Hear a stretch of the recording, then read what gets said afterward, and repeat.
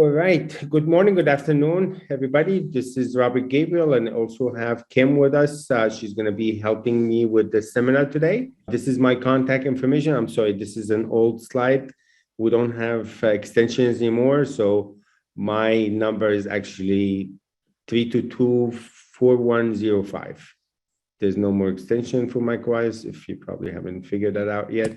It's just a disclaimer. Anything you learn in this seminar, you cannot hold MicroWise liable for any loss of revenue or data. You need to verify the data yourself or the information yourself. Also, we're going to be recording this seminar, so you should be receiving this copy of the recording, and the recording will be made public. This is the agenda for today. We're going to talk about claim status management, rejection. We're also going to talk about the AR tracker, timely filing, the workforce augmentation, eligibility verification, and tracking missed copay. If there's another topic that you'd like to discuss or something you want to know, if it's beneficial to everybody within the seminar, we will discuss it. If not, I will hang around at the end and show it to you. So first, we're going to talk about claim status management.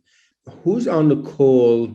I don't have an official survey. Is there anybody on the call is not using it? It's just a raise your hand. Like there's somewhere on your dashboard there, you should have something to raise your hand. Raise your hand if you're not using claim management.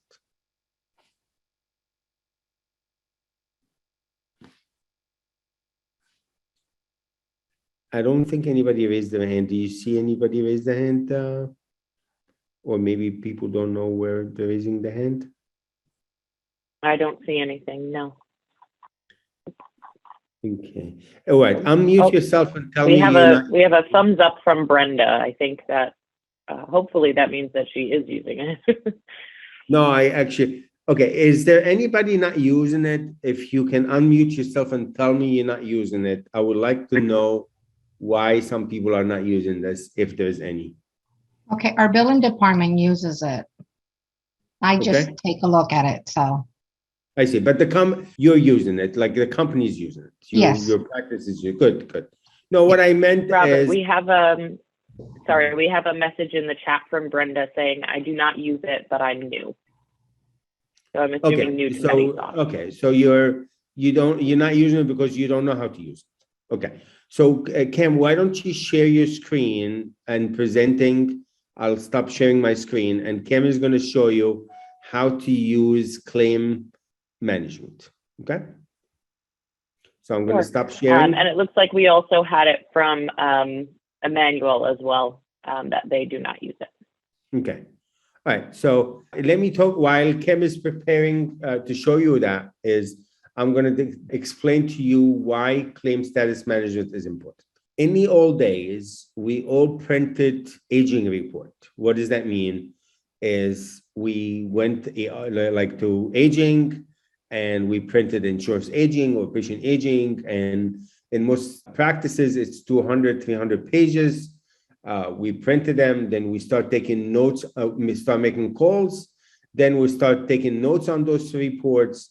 Now, I just paid for 200 pages to be printed. Those pages cost money for the ink, cost money for the paper, the tear and wear on the printer. It's a very expensive thing. And I'm started taking notes on it. And when I'm taking notes on that, if somebody else in my company wants to know what I'm doing, they have to ask me, they have to come to me.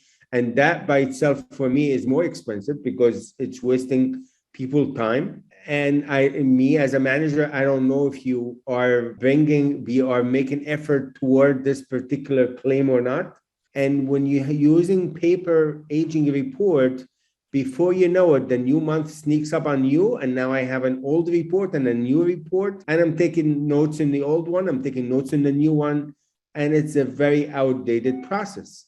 Now, think of this as an interactive digital version of the aging, where I can sort, I can filter, I can take notes, I can set reminders, And if my manager or my doctor or whoever need to know where I get sick and somebody else is checking to see if there's something was followed up on, everything is there. All my notes are there, my reminders are there, and it's a very efficient system. Okay. So said that is, I'm going to stop sharing my screen so Kim can share her screen. Do you want to take a look at how this interacts with the AR tracker? Yes, please. Okay. So claims management is where primarily you're going to be creating your claims and submitting your claims, but it actually links also to a newer feature in the software called the AR tracker. So most of you may be familiar with this screen. If you don't, we do offer training packages as well. We can go in depth over how to use claims management if you're not familiar. But within this screen, if I were to select a claim, such as this one here, I can double click on it. And there's actually a tab here now that says AR management. And this is what links into the tracker, which I'll open up in just a moment. And this is what Robert was referring to, where we can have notes, we can have it assigned to people, we can have statuses, tasks. So it's really a great area where you can make sure that everybody is held accountable, the claims are being touched and worked on, and you can really get your updated statuses from here. So this screen ties directly into our AR tracker, which is this bullseye right here. And these are the filters that Robert was mentioning. So we can take a look at insurance or patient balances, different responsibilities such as primary and secondary. And there's also tons of different filters on this page. If you want to look at one particular insurance or a specific procedure code, anything like that, dates of service ranges. So on here, if we apply, I'm just going to leave all of our filters open. You can see it's giving us a list of our insurance carriers. And we do have a bunch of columns on the further right-hand side here. And all of these are able to be used to be sorted. So if we wanted to take a look at everything at our 121 and we want to maybe look at the highest value first, we can go ahead and select on that. I'm going to select one of our other ones here. We're going to go into Aetna. So right now we're selecting our insurance carrier. And when we double click, it drills down to show us the patients that are open under that insurance carrier. Again, we can sort with the columns if we wanted to, or we can drill down further into the actual patient themselves. So this is giving us our claims on the top, and each claim, if we click on it, it's giving us the lines under it down here. So we can use this to follow up, calling the insurance companies. We have all of the information to provide if we were doing that. And if we come here, we can either add an AR note, we can save that, and then if we were to right click again and say view AR notes, this is pulling us to that area that I just showed you before from our claims management. So these are all of our notes that were left and the date that they were left. And you can see we have it assigned to a specific person with a due date, and we have it under a task and a status. So if your manager or your customer or your doctor ever have a doubt of how hard you're working on a particular claim, here they can see how hard, and you can brag about it. And when that money comes, you're going to feel good that after all this effort, it paid off. Okay, so it's good for you. You can set up a reminder, and it's also if somebody ever surprise you and ask you questions, you have everything there. You can prove to them that how hard you're working on this.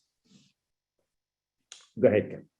Was there more that you wanted me to go into with the AR tracker, Robert? Go back to the AR tracker one more time, the filtering part. I want to show one part.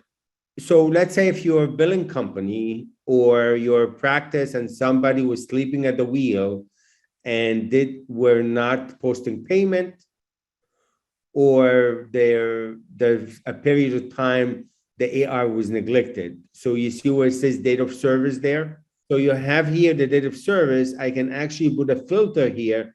So if I only care about the last year of date of service, I can narrow it down this way, which is kind of difficult to do it in an aging report. This is more efficient, and this is the proper way of doing it. I can also add primary, secondary, and tertiary on one report. In the AR, I cannot do that. The AR in Medisoft, you have to do the primary insurance differently from secondary and tertiary. Here, you can get all of them in one shot. Doing patient is different because that's a different AR than insurance AR. Also, if you have a particular that Kim mentioned quickly, if there's a particular problem with a particular CPT code, or it's an expensive CPT code you want to focus on, so I can narrow it down by a CPT code. Okay, so unless you have a question for this topic, we're going to move on to the next topic. Hi, I have a question. Sure. I am wondering if there's a way to search the aging report by referring provider. You want to search the aging report by referring provider? No, I don't think you can. But if this is something that you have to have, I can have my report person create you a report to do that. Okay, great. We'll talk at the end then. Okay, guys. Okay, thank you so much. You're welcome. Okay.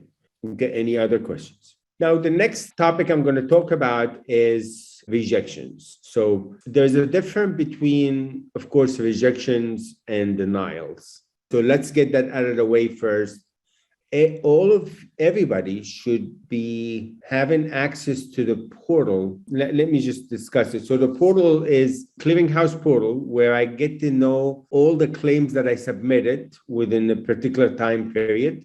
And I get to know if the clearinghouse rejected or not. The difference between a rejection and denial: rejection comes from the clearinghouse, denial comes from the insurance company. So the rejection that comes from the clearinghouse are usually maybe there's missing data, wrong MPI, or anything that the clearinghouse knows, like a diagnosis doesn't go with a particular CPT code.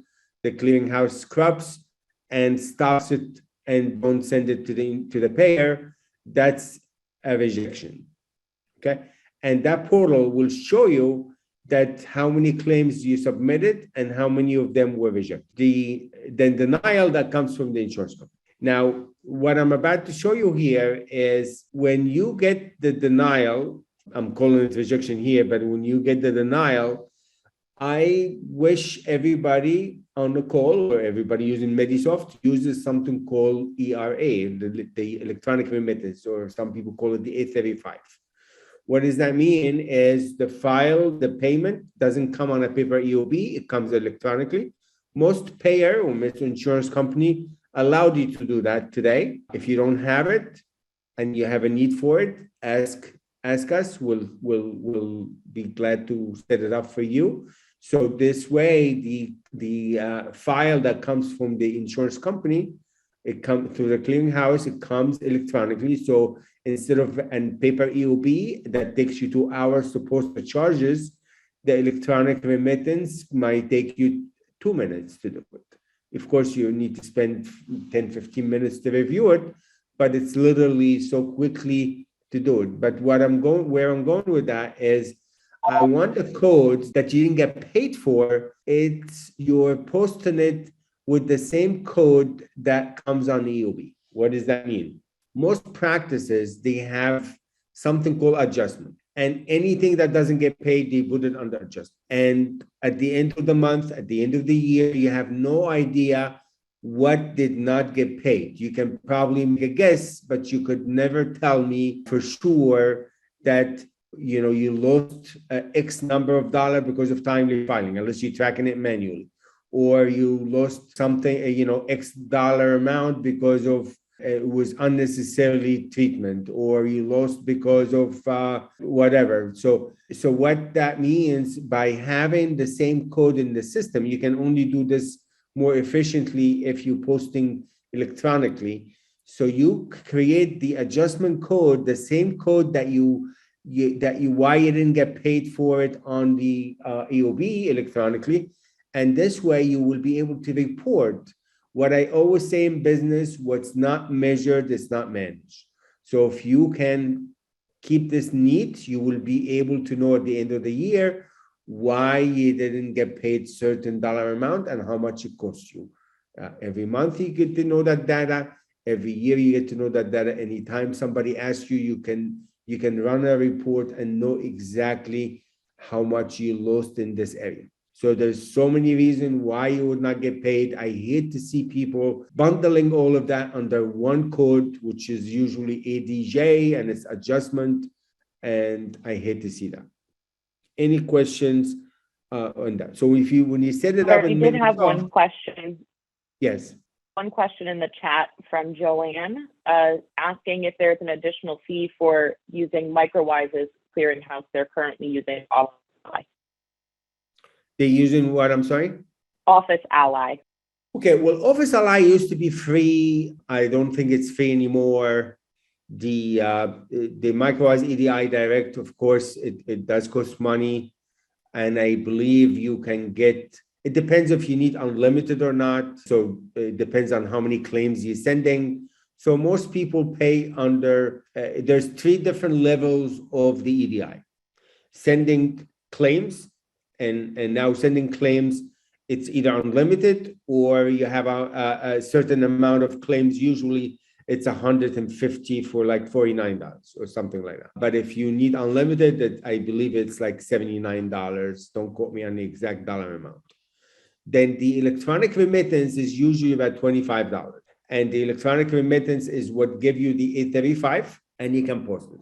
Now, if Office Ally can give you the 835, it might not come directly inside your system. It might take you an extra step to do it. Then do it. I'm not saying that to use this feature you have to have the MicroWise EDI Direct. As long as you can get that 835 file, or some people call it the ERA, we will show you how to post it inside the system. It's very simple. But once you do that, don't bundle everything under just one code adjustment. Try to segment all your rejection or denial code in the system, so this way you can manage why something is not getting paid. If I'm looking at your data and I see you adjusted $300,000 in 1 month or 1 year, depends on how busy your practice is, I have no idea is why did it get adjusted. Are you charging a high of a fee, and the adjustment is because of that's how you're a network and that's how much the insurance company is going to pay you? Or is again adjustment because you are not sending your claims on time, or you getting what's called a duplicate claims and you falling through the cracks and that duplicate claim is not getting paid? So that's another area that you have to be careful with. A lot of times when you're sending a claim to the clearinghouse and it gets denied and you go correct something, but that correction is not enough for the clearinghouse to think that this is a new transaction or a new claim, and they tell you it's duplicate claims, or the insurance company tells you it's duplicate claims. A lot of people think that they already sent it or somehow they send it. Unless you're tracking that manually, you could lose tons of money because you're not paying attention to the duplicate claims. So even when you have electronic remittance, it might come as an adjustment code as a duplicate claim, and it wants you to adjust it, but it's not really a duplicate claim. You have to be very careful with that. So a lot of times the duplicate claim is not really a duplicate claim. To the payer, you didn't make enough, you've been denied before, and you didn't make enough over changes to think that you're trying to send a new claim. Okay. Is there something you want to add into that, Kim? Because of course I'm not a biller. You are an experienced biller, and maybe you want to add something into that area here, or anybody on the call. If you think you're an expert in this area, please speak up. And that's what this seminar is for, is to learn from each other, not just, what I know, because some of you is probably a lot more experienced than me in many areas. Any addition to this area, Kim? I think that was a pretty good overview, but really I've come across a lot of practices that don't know the power of using the portal for their clearinghouses. There's a lot of information that you can get from there. There's a lot of specifics about rejections, and it's really something that you want to make sure that you have your hands on. If you don't have a login for the portals already, definitely get in contact with your Can you show us the clearinghouses portal and see without if they have diving that. into one of, can you show us the portal without diving into one of the claims for HIPAA reason, of course? Let me see if I can get in. Give me one moment. Okay, I got it here. Let me just log in and I'll go ahead and share my screen so that we can see at least the Connect Center Change Healthcare portal that we work with. Hi, Gabriel. This is Janice. I've been having a lot of problems with, when I submit claims, it's constantly telling me like, oh, my the provider information is missing in the setup, like in box 33, 32, no, 33. And it keeps saying that provider MPI is missing. But when I go into Where does it tell you? Where does it tell you that? from the when I go into when I submit the claims, where I go into the revenue part of it. Revenue manager? Yes, when you when you submit the claim the first time, it does the first scrub, and then when you transmit it, it comes back to tell you that it's missing that information. How long you been using Medisoft or Revenue Manager? I just started. I use Medisoft for years, but this Revenue Manager is something new. Yeah. Okay. So there's something missing in the setup. So it's not like something you're gonna face from all the time. It's once it's set up correctly. So you need to call support, and support will fix it for you once and for all. Yeah, it's nothing that you're going to learn and you're going to watch out for. It's a setup issue. So my question, if they fit, I have several different practices. So if they fix it in one practice, would it fix all over, or is just each practice? No, every practice has a different setup. Okay. How many practices do you have? I have 3 or 4 right now. 3 or 4. Okay. I think it's 4. Yeah, they should be. Yeah, they should be able to fix it as long as you tell them, all the practices you have. They'll be able to set it up for you. Okay. All right. Thanks. Okay. Yeah, because it's making me get those are one-time thing. It's not gonna. All right. So Kim, you wanna explain to us what you're looking at the screen and why? Yeah, absolutely. Why it is so important. So what we're looking at here is the Connect Center Change Healthcare portal. So this is what you have access to if you're using this clearinghouse. And this is giving you a total breakdown of everything that's going on with your claims. And you can take a look at different date ranges here. So if you submitted a batch yesterday and you want to see specifically if we had any rejections from that or any issues with that batch going through, it will give you your specifics for whatever date range we have input at the top here. And it does break it down in a pie chart for you. So if we had any rejected claims, it would be showing in a red slice on this pie chart here. And on the left-hand portion of the screen here, it does break it down into almost like follow-up buckets for you. So you have one specific for your denied claims, one specific for rejected, one specific for warnings. So it really breaks it all down into a very manageable format.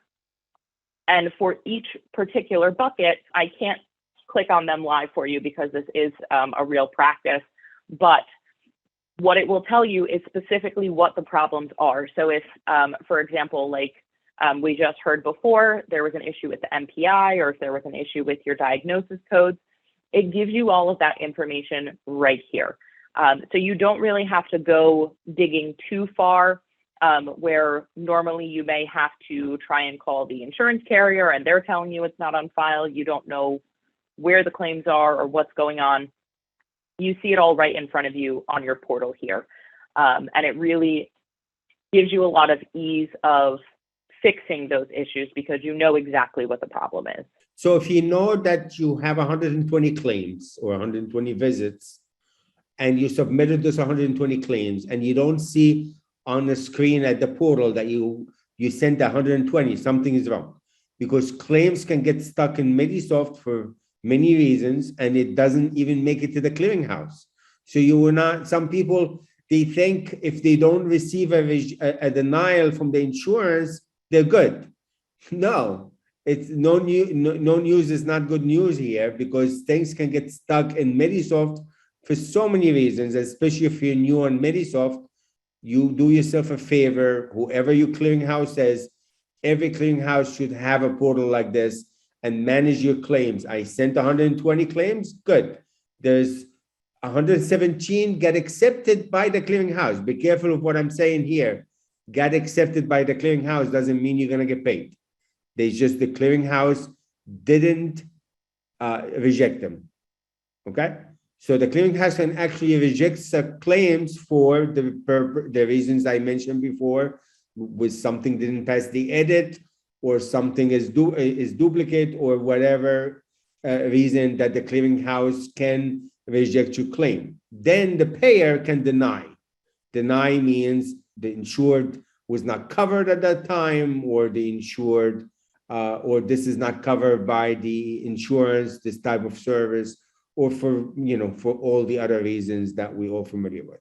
So that's the difference between denial and rejected. And do yourself a favor, make sure you're tracking that, because a lot of people losing tons of money. And unless you're doing things manually, you would not be able to track it. But this is a good way to track it and see that all the claims, because I can change the dates. I can see all the claims I submitted this week, or this month, or this week, or today. I know if they made it or not, because they can get stuck in Medisoft for many reasons. Any questions? Oh, we did have one pop up here. Okay. Where is it? From Brenda, it says, do you know if Availity is an EFT or clearinghouse portal? If Availity is? Yeah, so Availity does offer EFT services. You'd have to check with them on the specifics, and they do offer a clearinghouse as well, but they don't have a portal like this one. Their portal, you would have to manually go into the reports, but they do offer EFT and their own type of portal, really. Okay, so I don't want you guys to be penny wise and pound foolish. Where I'm going with that is, yes, a company like Office Ally might be giving you claims for free or for a small dollar amount. But if you lose one claim, and if that claim is more than what you pay for a clearinghouse for the whole month, that's only one claim, then you didn't do, that's not good for your practice or your business. Sometimes cheap is expensive. So there's levels of clearinghouses, and there's a difference between an A-class clearinghouse and a C-class clearinghouse. So you don't want to cheat yourself out of the hard money that you and the doctor works for. You want to have the best tools possible to measure and manage and get you paid for every single thing. So evaluate what you're doing. And if you're not getting all the tools and bells and whistles, and you have a busy practice means if you're seeing more than 20 patients per day, I consider that a busy practice. Some people might laugh at 20 patients per day, and some people say, "Oh my God, 20 patients is a lot of patients." So to me, anybody that has more than 20 patients per day or 100 patients per week, you need to take this serious, and you need to have the proper tools for it. I have people that sees 1,000 patients a day. So, every practice is a different level and different needs. Okay. In here, I want you to remember when I told you some claims in Medisoft might not make it to the clearinghouse. Be careful with those codes here. You can filter in claim management. Be careful with things that DX error, or rejected. Those are rejection inside that Medisoft does not send that claim to the clearinghouse. So filter for those errors and make sure that there's claims are not getting stuck in your Medisoft for whatever reason. So how when you click on list only, then you get to choose the filters. just out of curiosity, filter for DX error, filter for rejected, and make sure that you are using that correctly. Speaking of that, Kim, you want to present that part just to, if anybody just happened not to use the that type of feature inside the claim management. Most of you is probably using that, but we know we have a few new people on the call, so let's make sure that they know the power of this. Absolutely. So the first place that you would want to go is obviously to open up your claims management, which is the second icon. From here, you can utilize your list only button, and this will sort what you're looking at on the screen. So you'll only see things that match your filters. So the fields that Robert was talking about was DX error, rejected, and you also want to make sure you're taking a look at the alert claims as well. So these are all statuses that Medisoft can put your claims into if there's a problem with them. So if I were to select rejected and maybe we only want to see primary, we can say apply, and it's showing us these 4 or 5 rejected claims that we had. So these we would want to go in and see what the problem is. So we can go to our comment. Right now, this is just giving us the claim number, but these are things that we would want to drill down into and see what the problem is and what we need to do to fix them. So anything under this status, you can see we don't have a batch number or a bill date, which means that this has not left our system. And this actually will tie into a part of the AR tracker that I forgot to mention before. But in our AR tracker, we have a column that says unbilled. So all of those claims will fall into here as well. So this is another point towards why the AR tracker is a very, very powerful tool in Medisoft to make sure that you're making as much money as you can. Great. Now let's talk about the unbilled, since we mentioned the unbilled. So because of the deductible season, some people are holding on claims and they don't send it out. That will show in your unbilled. So whatever status, maybe you put it on hold. Most people put it on hold, then they go back and filter for a hold and they send them out.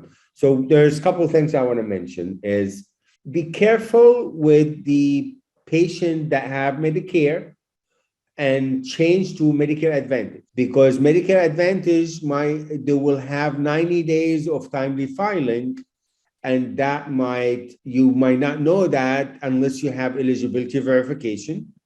And if you don't check if the patient has what kind of insurance, I ask the patient, do you still have Medicare? They say yes. To them, it's still Medicare, and they switch to Medicare Advantage.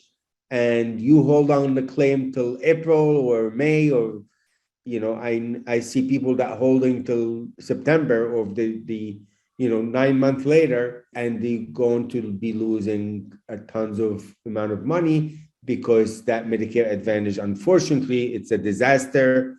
And I beg everybody not to switch to Medicare Advantage for obvious reason. And but you will be missing out on that money because you will get rejected for timely filing. Now, speaking of that, it's okay to accept credit card, of course. And if you know the patient has not met their deductible, and you can know that from most eligibility verification. So if you have eligibility verification for your practice, you can know if the patient met the deductible or not. And you'll be surprised as how many people are willing to pay the deductible and get it over with. Susan, they haven't met your deductible yet. Would you like to get that over with? We accept credit card. Would you like to pay it by credit card now? Take the money. Somebody has to do it.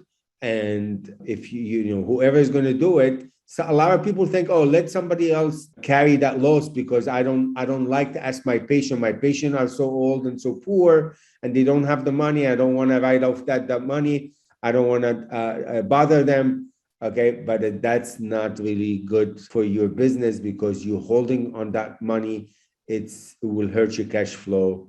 And if you're trying to dodge the deductible season, you can actually collect that money upfront and and actually improve the cash flow for the practice. So be careful with the Medicare Advantage. And if you have eligibility verification or you don't have eligibility verification, you should sign up for it, because that will give you that information that the patient met the deductible or not. Okay. Any questions on that area? Okay. So the next topic is the outstanding copayment. So you need to set up your copayment first. So Kim, you want to open Medisoft on your screen? Let me talk about that first. So to set up the copayment is a 3-step process. They're very easy.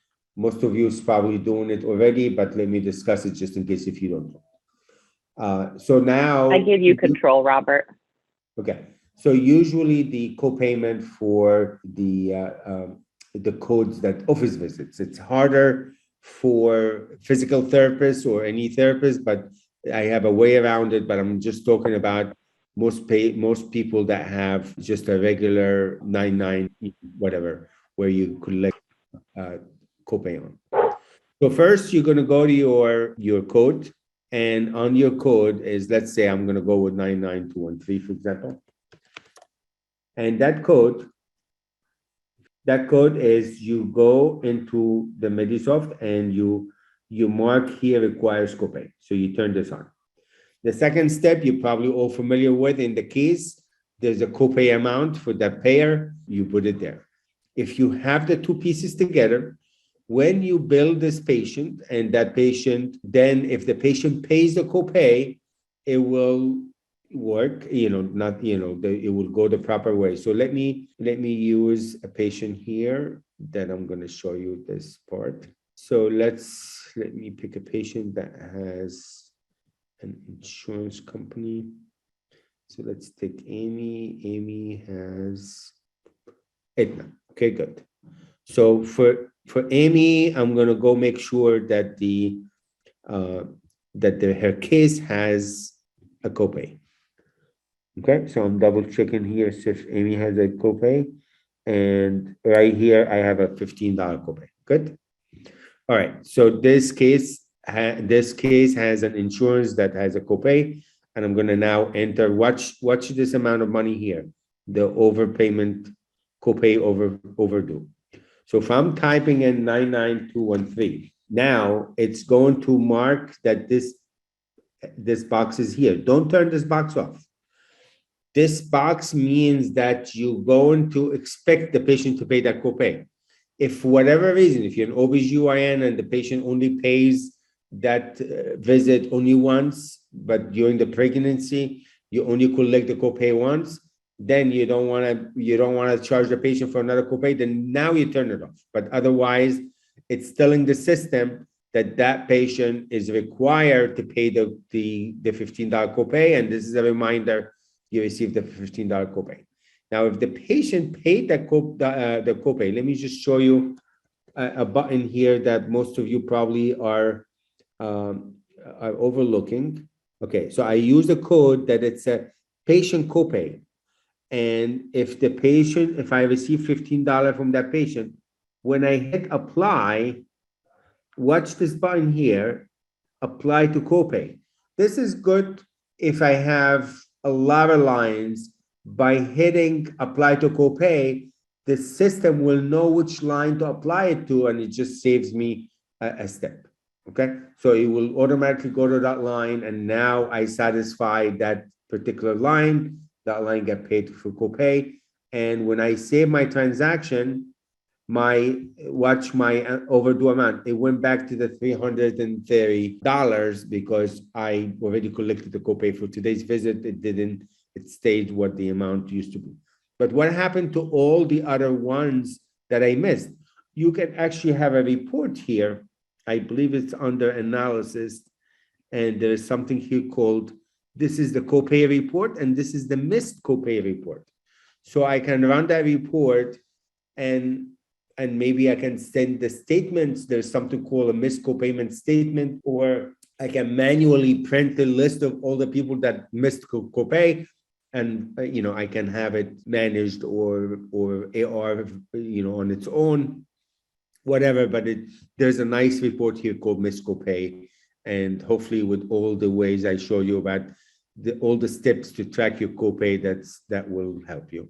Kim, you want to read us if any new questions? I think there's a new question came in. We didn't have a new question necessarily, just Emmanuel saying, for me, I use Medisoft to bill auto accidents, so this is not for him, the Okay. copayment. Sorry, it's not everything is going to be for everybody. So we'll do the best to have a topic that everybody can benefit from. Okay, so back to the presentation.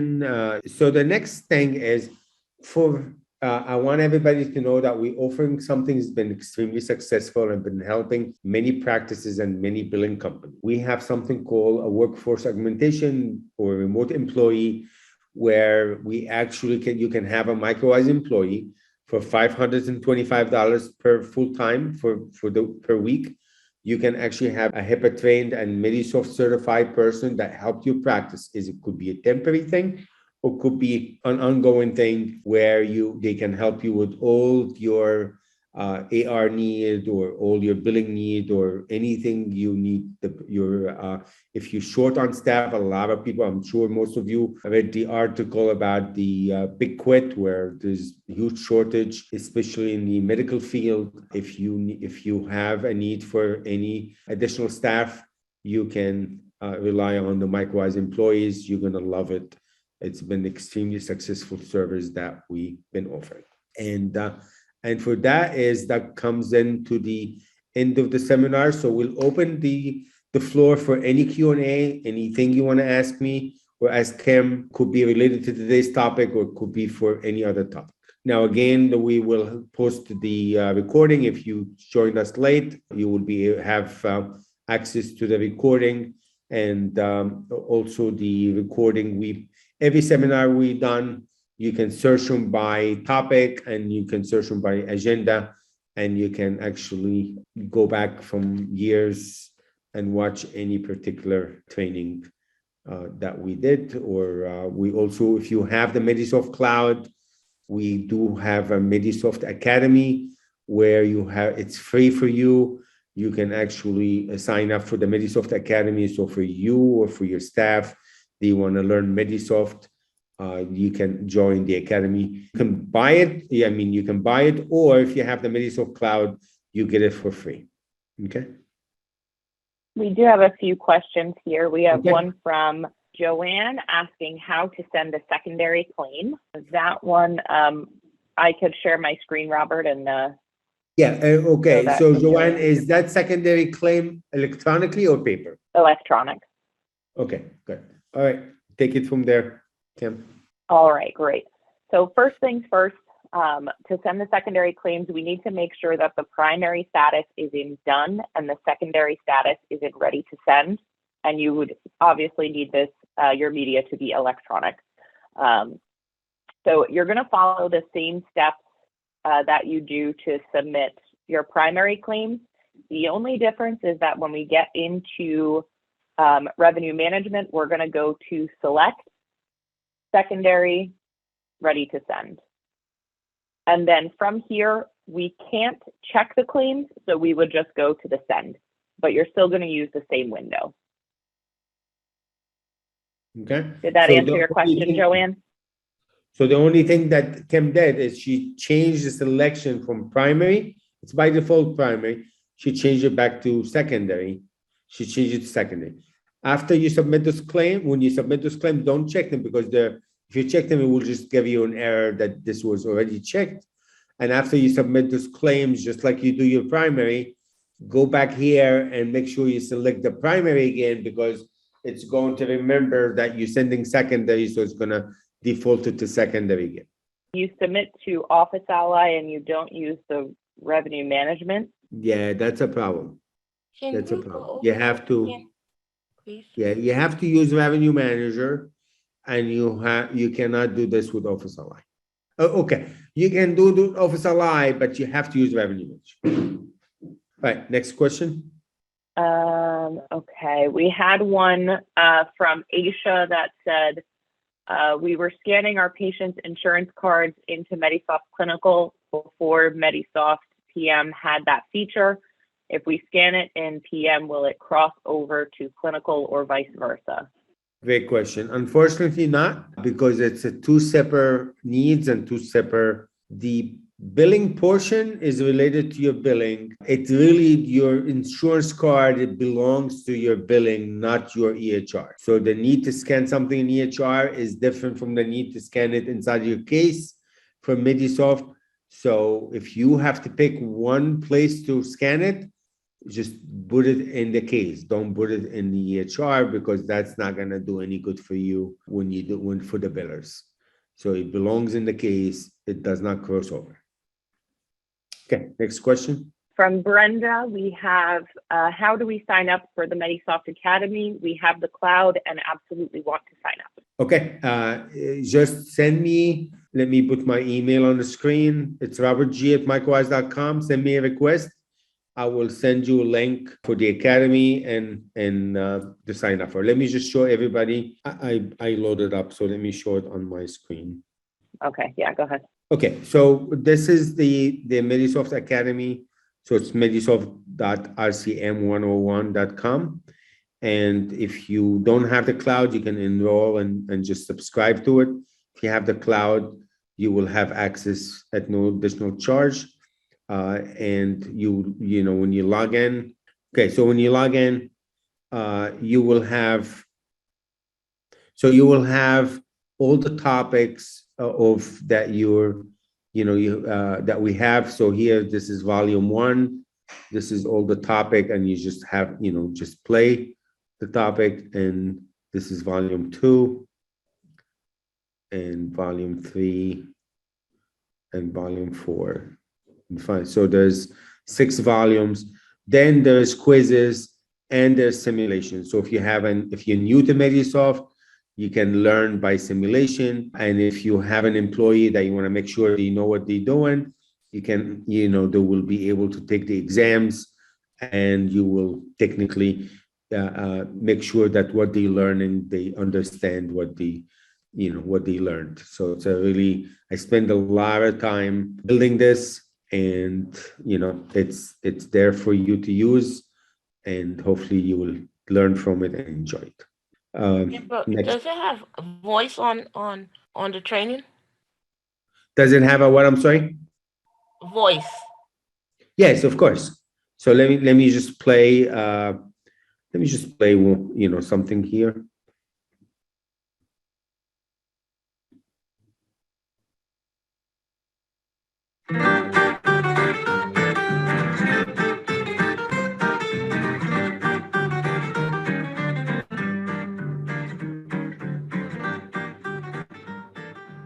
Adding diagnosis. This is for adding diagnosis. When you hit new, you have 2 choices. You can add the code here. So that code is what you use internally. The ICD-10 is what's going to go out on the claim, and the ICD-9 could be a reference if you still need to look up your ICD-10 from an ICD-9. For now, I'm going to use the system to look up the code, so I don't have to put the code and to put the description of the code. I'm going to click on the ICD-10 lookup. I can search by the description. So for example, if I search for the word pain and I hit enter, it's going to find me all the different systems that associate with the word pain. So for example, if I filter neck and throat, so this is the pain that's associated with the throat. So if I hit OK, click on this R07.0, if I hit save, it will populate that. It's not going to give you the ICD-9, but you can enter the ICD-9 here if you need to. You no longer need to mark this as a HIPAA approved. And if you never want to use that code, you can mark it inactive. If you never use the code, you can always delete it. But if you ever used it on any claims, you could not delete any code that you used before. The only way you can do it is not use it anymore. You make it inactive. Another way to look up is by hitting new. I'm going to look up again the ICD-10. I can also type, let's say, an R50 here and hit enter. It will find me all the derivative of all the R50 codes. So depending on which one you want, maybe I'm looking for R5081. This is the description. It found 6 matching. I can now hit save and I just had the system add all of this for me. Now, description don't usually go out on a claim. It goes in some of the statements, depending on which statement you're using, but it's nice to have it just the standard description as was intended, but you can type anything you want if you don't want to use the default description. Okay, When you're searching for this is just a sample of the training, and it's hopefully you will like it. Wow, we have a lot more questions. Kim, help me. Yeah. So in relation to this, we also had a question asking if it's a one-time fee or a yearly fee for the academy. This is a one-time fee. If you have the Medisoft Cloud, it's an ongoing free as long as you have the cloud. If you stop the cloud, it will stop, the subscription will expire. We also had a question asking if Medisoft will attach the primary ERA if we send through revenue management for secondary.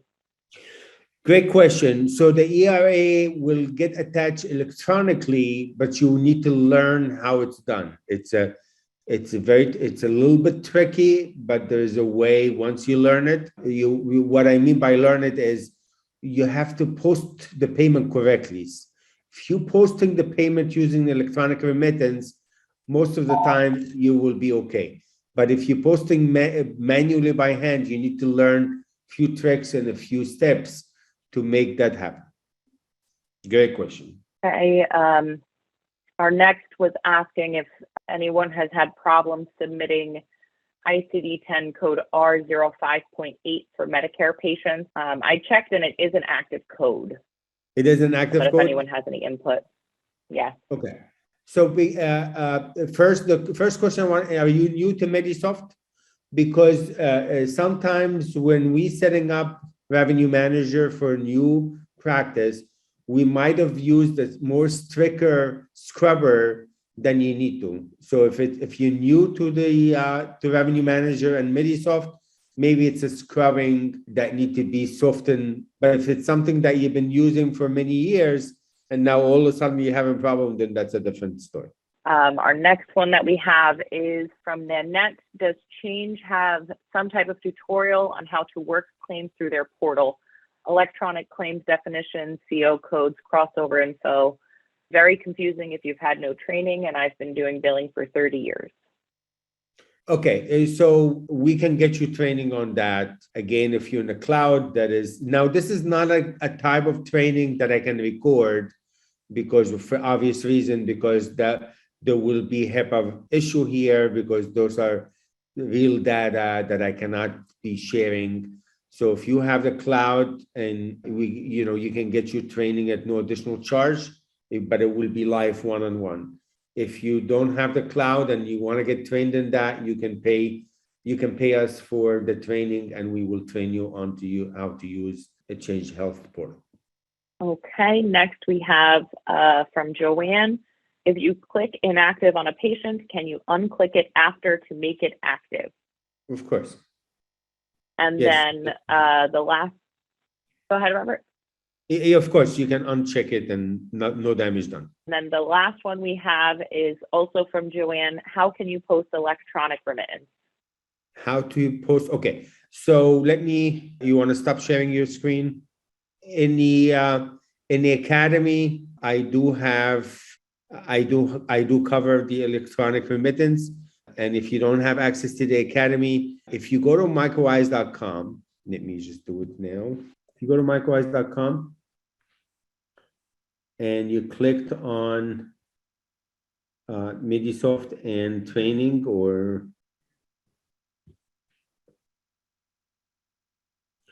okay, I do have a link for the seminars that I do, like that TV here. So when you click on that, this is actually a recording of any of the seminars. So I don't remember which one, but go through that and you will see in some of the agendas that I do have showing the electronic remittance posting here. So once you find it, just click, just play that seminar and, it will be just a recording, just like similar to today's seminar. Okay, any other questions? Yet we had a follow-up from Joanne saying that their system doesn't let them unclick or reactivate patients rather. It could be a security issue with that particular user. So do you have access to the admin? She says yes. Okay. Did you try to log in as admin and turn it off? She says that she's tried. And it's still not working? Okay, you need to call support. You should be able to, if you click active patient and the active patient, that it's an on and off switch, you can turn it on and turn it off anytime. You can also switch to the tutorial data and see if you can make something inactive and make it active again. If you're able to do that, then you know it's something within your security that's not allowed you to do that.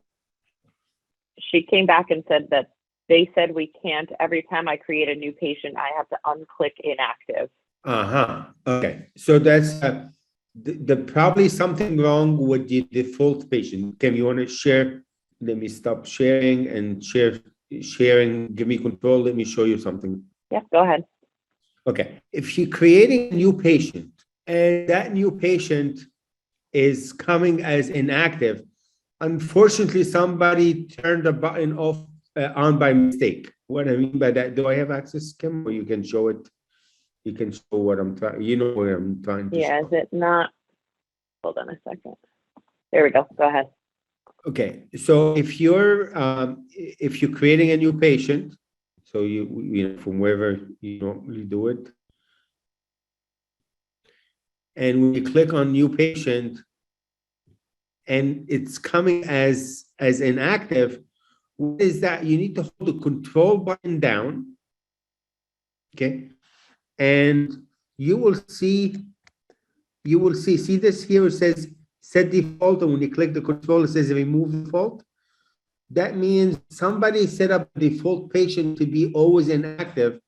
You need to remove your default, then you need to turn it off, then hit set default again, and that will make your new patient, or by removing the default, everything will remove by default to the stuff that so default patient is like setting up how you want all your patients to be. For example, let's say if you're in a practice that most of your patients are female, so you can set your default as female, and maybe you want to set up your, all your patient or new patient by default to have a particular doctor, and by default to have a signature on file. So then once you set all of that, you hit set default. But so what happened? Somebody hit set default, but unfortunately, that patient was inactive. The patient was inactive, and that's what happened. They created. This was turned on when somebody hit the set default. So you need to remove it and set default again. So you turn that off, set default, and from now on, your new patients is not going to have the inactive on. Okay. So that could happen with anything. Some people, they might have had a name of a patient here and hit set default. So every time you hit new patient, that new patient every new patient has the same name as the patient that was left on the screen when somebody hit set default. Okay. Any other questions? Yep, we have one more. Says, can you send multiple claims with multiple authorizations instead of sending them separately? What kind of authorization? Off from Epicor, so just a regular claim authorization. Okay, so I'm assuming a pre-cert, like a prior authorization number. I'm not aware that a prior authorization number you can actually send more than one. So if there's something I'm not understanding, if it's maybe drugs and you need a authorization for each drug that goes out, all you need to do is call support, call the payer or your payer, and ask him what loop and segment it is that you want that information in it.